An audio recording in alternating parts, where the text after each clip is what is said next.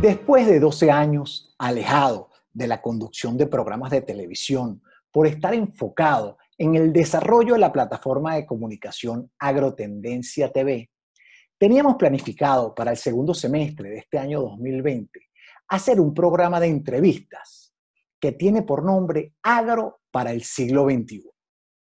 Pero dada toda esta situación de aislamiento forzado y de emergencia que nos ha traído el COVID-19, hemos decidido adelantar este proyecto y hacer entrevistas a distancia, ya que la tecnología nos permite hacerlo con muy buena calidad.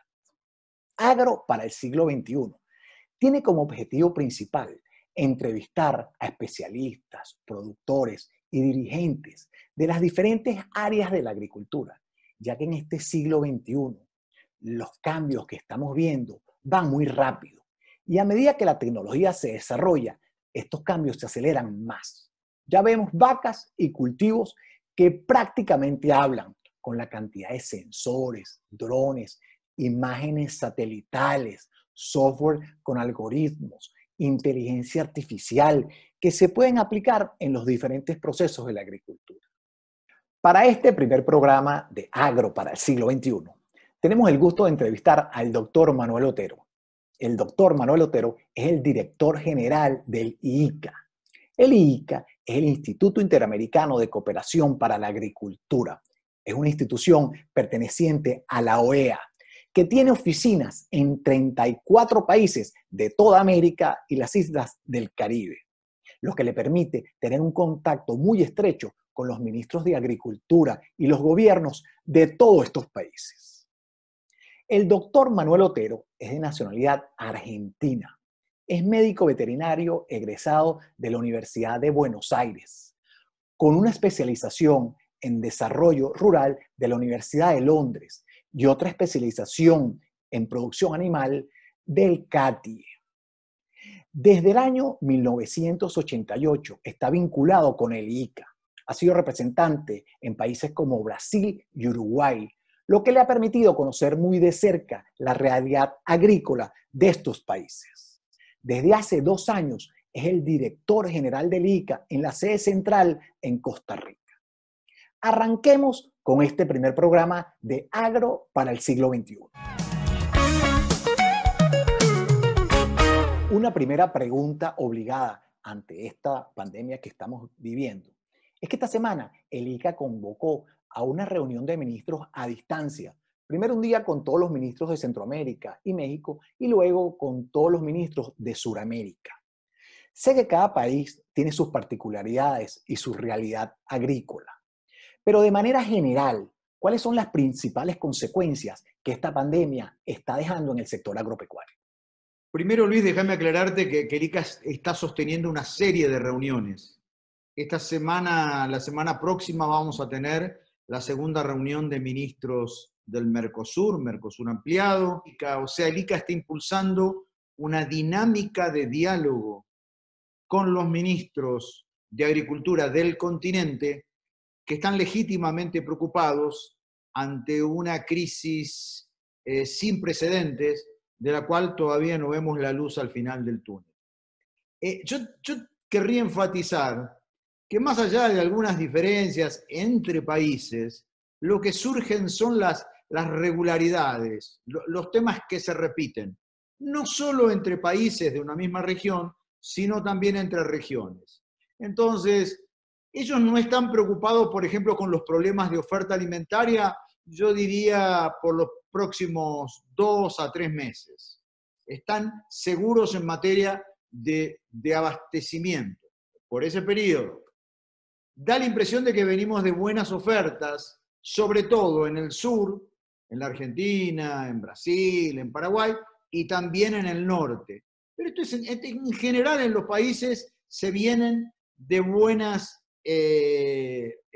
cosechas. El tema que complica naturalmente son los países que son dependientes de importaciones. Y acá hay una preocupación muy grande con el Caribe, que depende fundamentalmente del turismo, ya que con los ingresos del turismo pagaba el famoso cheque de importación de alimentos. Ahí ya la situación está más complicada. todos en general lo que se preocupan es cómo abastecer de alimento a la población, a sus poblaciones, pero sobre todo a los grupos más vulnerables, a los que están más alejados. Y ahí surgen problemas de logística, sobre todo de transporte. Hay problemas de especulación. Esos especuladores a veces aumentan desmedidamente el flujo de los alimentos. Hay preocupaciones también sobre el flujo de comercio en fronteras y por eso fue que los ministros del Mercosur decidieron armar un protocolo para que las mercancías entre los países que conforman esos países del sur no haya problemas con el tránsito de esos productos.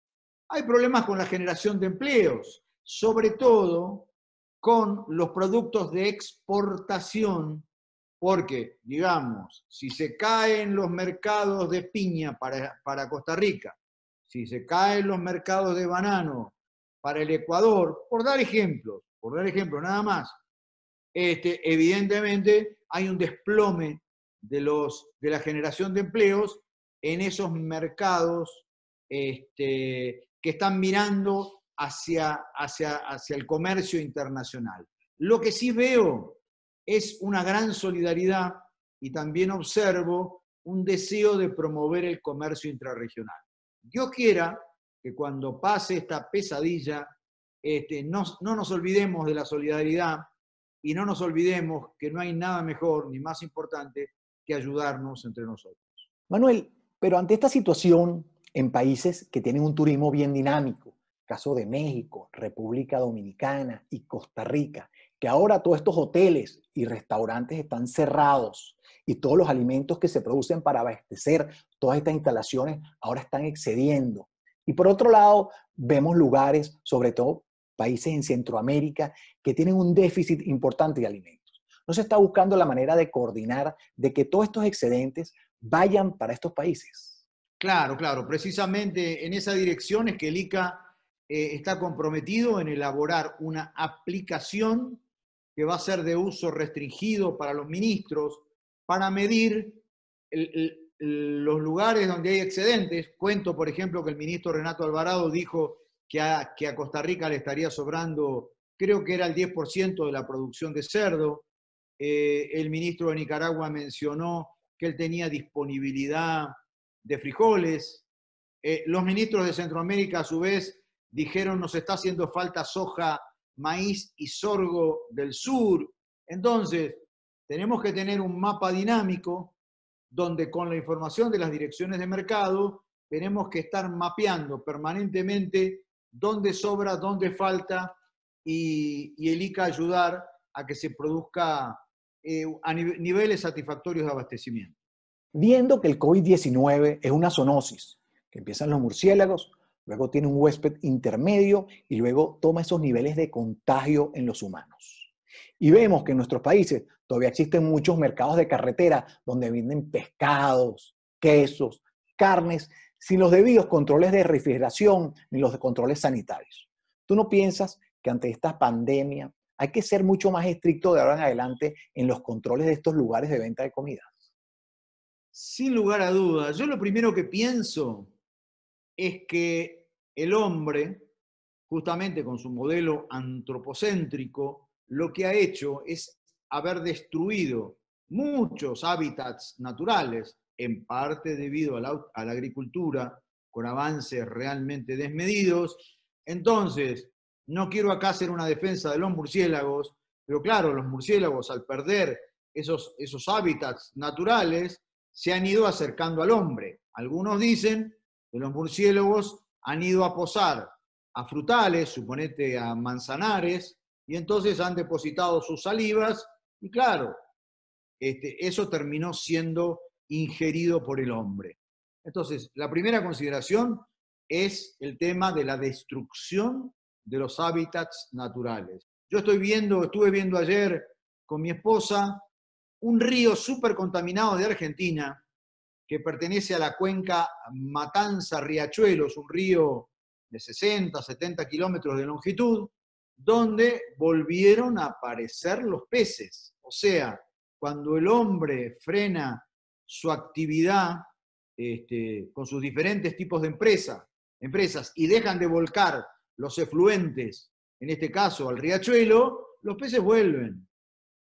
Entonces, deberíamos dejar de ejercer tanta presión en los hábitats naturales, porque eso lleva a la pérdida de biodiversidad y tarde o temprano esos animales que son reservorios de virus y de otras enfermedades se la terminan transmitiendo al humano y ahí es cuando estamos ante problemas realmente inesperados.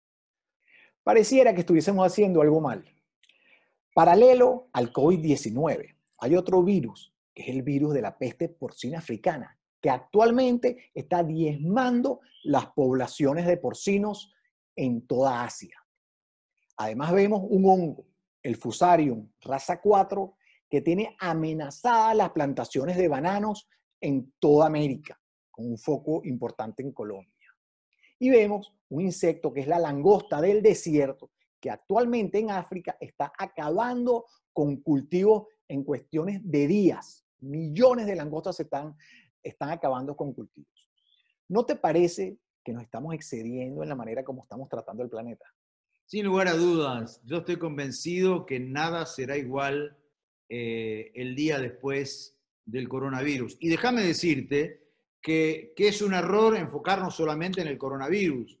Acá en el sur, países como Paraguay y también en menor medida Argentina están sufriendo las consecuencias del dengue, enfermedad transmitida por mosquitos, la langosta que considerábamos totalmente erradicada, vos muy bien lo señalaste, está afectando buenas partes del territorio argentino y está diezmando los cultivos en África.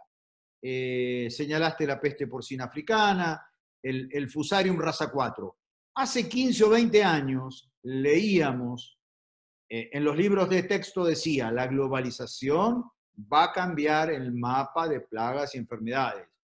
Bueno, parecía ser una profecía, el ser humano a veces se resiste a creer en esas cosas y hoy estamos asistiendo a un cambio periódico del mapa de plagas y enfermedades. Por eso, nuestros servicios de sanidad, calidad, inocuidad, tienen que hacer de la vigilancia prospectiva, de la inteligencia sanitaria, uno de los temas más importantes. Ya no son los sistemas de sanidad preocupados con las enfermedades tradicionales. Yo como veterinario te hablaría de la aftosa, de la brucelosis, de la tuberculosis, de la rabia.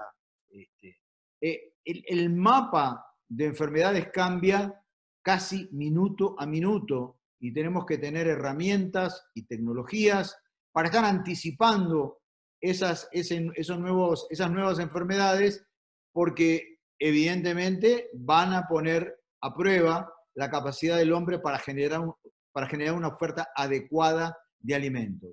Y esto significa también cambiar el enfoque en los sistemas productivos, porque paralelamente se está prohibiendo el uso del glifosato, por lo menos en el territorio argentino, entonces tenemos que utilizar más bioinsumos, moléculas de nueva generación, y todo esto debe hacernos replantear cuál es el modelo de agricultura no tan intensiva, donde la productividad siga siendo algo realmente importante, pero en convivencia con el medio ambiente y tratando de preservar lo más importante, que es a los agricultores y sobre todo a los agricultores familiares. Hablando de globalización, esta semana leí en la página web del ICA un artículo que decía que ante esta pandemia, los países que están más afectados son los que su economía es poco diversa, que dependen de una sola actividad económica, ya sea petróleo, turismo o producción primaria, ¿no? Oye, pero esto es contrario al proceso de globalización y el libre mercado que se viene viviendo, donde los países tienen que apuntar a producir donde realmente tienen ventajas comparativas, ya que si no el libre mercado se los come. Entonces, ¿tú piensas que hay que volver a esquemas proteccionistas? No, lo que nosotros planteamos es que tenemos que evolucionar hacia economías más diversificadas, destacando el riesgo muy grande que existe de poner todos los huevos en una sola canasta. Y el caso extremo es posiblemente el del Caribe, con economías que son altamente dependientes del turismo y en donde, claro, con esas divisas que ellos solían generar, tenían suficiente capacidad de compra para adquirir alimentos sofisticados que eran provistos de los grupos de abastecimiento en Miami o en otros puertos. Entonces, nuestro planteo, más que cerrar las economías, es diversificar las economías. Yo estoy convencido que no es como un péndulo que vamos a pasar de la ultraglobalización a un aislamiento total de las economías, pero algunos temas van a tener que ser revisados. Hablando de los sectores perdedores, digamos, por el tema del coronavirus, ya mencionamos al turismo, pero yo quisiera señalar a la agricultura como de vuelta hay un reverdecer de la agricultura, porque ya China se está recuperando, el e-commerce va a ser otro tema que va a volver con mucha fuerza, todo lo que sea servicios con base a TICs, obviamente el personal de la salud, y más allá de lo que hoy está pasando, yo creo que el petróleo y el gas pueden ser sectores también beneficiados, más allá de los problemas entre algunos países, que es lo que provocó un asentamiento en la caída de los precios del petróleo. Oye, en otro artículo leí que esta pandemia nos lleva a repensar los modelos de cooperación técnica, jerarquizando el desarrollo de los territorios rurales. Esto es algo de lo que se habla muchísimo, pero se hace muy poco. ¿Será que faltaba que pasase algo como esto para que los gobiernos le dieran la importancia que realmente tiene? Ojalá los países, los gobernantes aprendan de esta lección tan dura. Yo siempre repito el caso de Estados Unidos y la Unión Europea, un país y un bloque de países que por diferentes razones, en el primer caso los Estados Unidos, el presidente Jefferson, muchos años atrás dijo, la clave para desarrollarnos como nación es tratar de equilibrar los niveles de desarrollo entre los sectores rurales y urbanos. Fundamental es esto. En la Unión Europea siempre se discute una ley de desarrollo rural para que pueda convivir la posmodernidad de países como Alemania, como Francia, pero que se mantenga la calidad de vida en las zonas rurales. Esto no pasa en nuestro continente, donde siempre soñamos con salidas industrialistas, y eso significa dejar rezagado al sector agropecuario. Por supuesto que hay excepciones, y por ahora no las voy a singularizar, pero el sueño del ICA es que los territorios rurales sean vistos como zonas de oportunidades, de progreso, de generación de empleo, y no lo que son hoy, zonas de pobreza, en muchos casos zonas de violencia, núcleos en donde se genera la emigración. Tiene que haber una nueva manera de pensar y de ver la agricultura, para lo cual se requieren políticas de Estado. Hasta hace pocos meses, yo tuve la suerte de participar, por ejemplo, en octubre en la COP25 en Madrid, y las críticas hacia la agricultura eran enormes. Era señal de destrucción, de muerte, de agrotóxicos. Y ahora el péndulo cambia, los ambientalistas a ultranza se han replegado y los antihéroes de antes pasan a ser los héroes hoy. Y ojalá que no volvamos con esas historias donde tendemos a cambiar de acuerdo a la coyuntura o al contexto. La agricultura es un sector estratégico y hoy estamos viviendo el hecho que ante una crisis sanitaria lo que suele venir es una crisis de seguridad alimentaria. Aprendamos de una vez por todas la lección y creemos las condiciones para que todos los actores del complejo agroindustrial, no solamente los productores, todos, sean bien vistos y sean reconocidos. Hasta hace muy poco, en los centros urbanos de nuestros países, vivir en el campo era una cosa que no era del todo bien vista. Hubo una propaganda muy mal intencionada del uso excesivo con agrotóxicos, lo cual no era ni es cierto. Entonces, pongamos el péndulo en la dimensión correcta, aceptemos que la agricultura, como cualquier actividad generadora de bienes y servicios, ha cometido algunos errores, ha tenido algunas responsabilidades, pero reconozcámosla que es un sector absolutamente estratégico, que la humanidad depende de la agricultura y de la ruralidad. Entonces, ojalá sea una de las tantas lecciones que podamos haber aprendido de esta crisis tan fuerte e inesperada. Oye, fíjate algo. Estamos en la era de la información y mientras el virus viaja a pie, en barco o en avión, la información viaja por internet, por redes, por televisión. ¿No te parece que se ha podido anticipar este desastre y evitar tantas muertes? ¿Y no te parece que pasa lo mismo con el desarrollo de las zonas rurales, del agro en las zonas rurales? Que aunque está la información para que el agro sea más productivo en las zonas rurales, los modelos de extensión que se vienen utilizando no son los adecuados y la información no llega a estos lugares. Mira, es un tema que requiere un análisis y que tiene que ser desagregado por países y regiones. Yo te puedo asegurar como argentino, como hombre del sur, que los agricultores argentinos están muy informados, toman decisiones, en su gran mayoría son profesionales, está bajando la edad promedio, y lo mismo te diría que se aplica para el Mercosur en líneas generales, y también para los países del norte. Ahora, hay una franja en Mesoamérica donde sí tenemos problemas. Hay sobre todo agricultores familiares que en lugar de incorporar la tecnología para seguir mejorando los niveles de rentabilidad, ellos lo que hacen es practican la aversión al riesgo.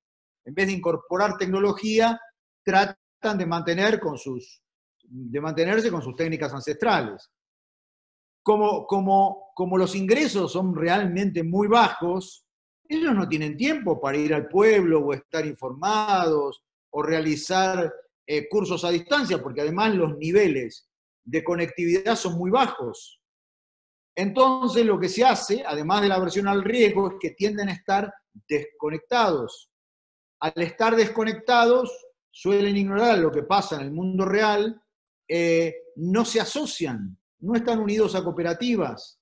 Y entonces ahí se genera un círculo perverso que hace que esos agricultores terminen siendo agricultores de subsistencia. Entonces hay que romper ese círculo vicioso en donde pobreza genera más pobreza y hay que transformar a esos agricultores en gente primero que tenga conectividad para que les llegue la información, que tengan mejores precios, que los circuitos de comercialización funcionen y de esa manera ellos gradualmente van a tener más excedentes económicos y se van a dar cuenta de la importancia de incorporar más tecnología.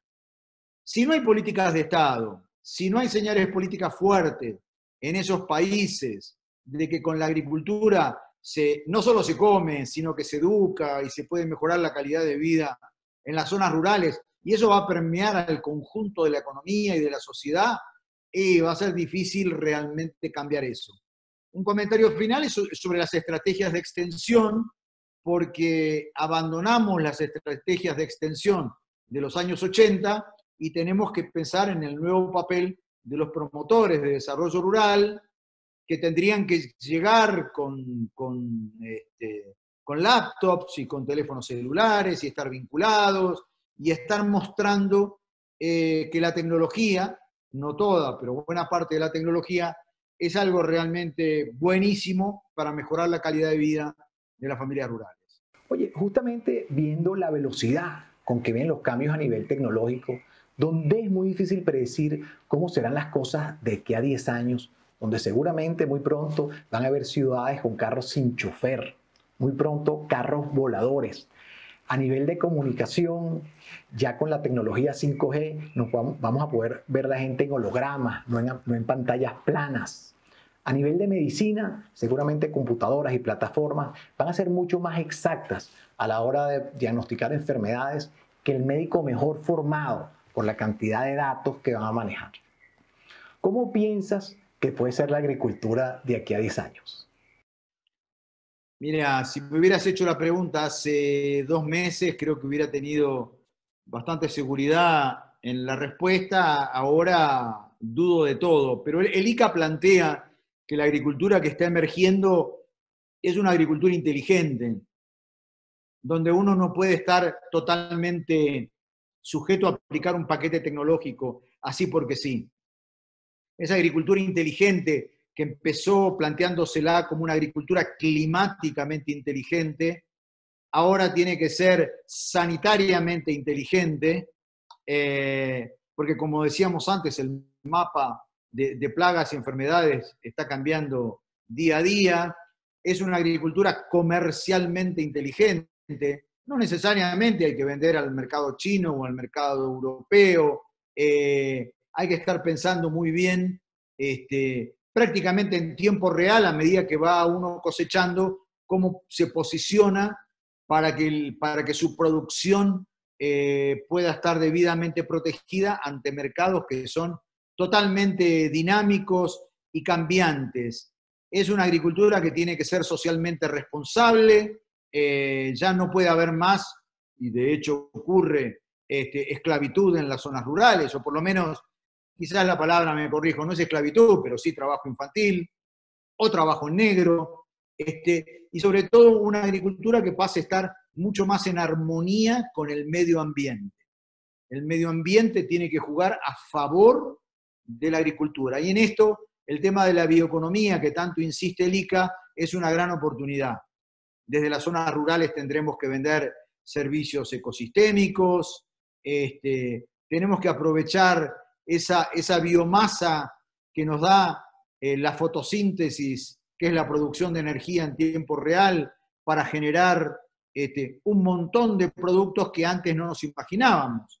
Tenemos que tener presente y decirle a la sociedad que el alcohol en gel que se está usando viene del etanol generado de la industrialización de la caña de azúcar. Por lo tanto, el alcohol en gel que nos permite prevenirnos del coronavirus es otra muestra más de que la agricultura y la ruralidad están al servicio, en este caso, de combatir la pandemia. Estoy seguro que muchas mascarillas pronto van a ser utilizadas, van a ser hechas a partir de sus productos de la biomasa. Bueno, de hecho, obviamente, las mascarillas hechas con textiles, los textiles vienen del algodón y de cualquier otro rubro que ustedes se puedan imaginar.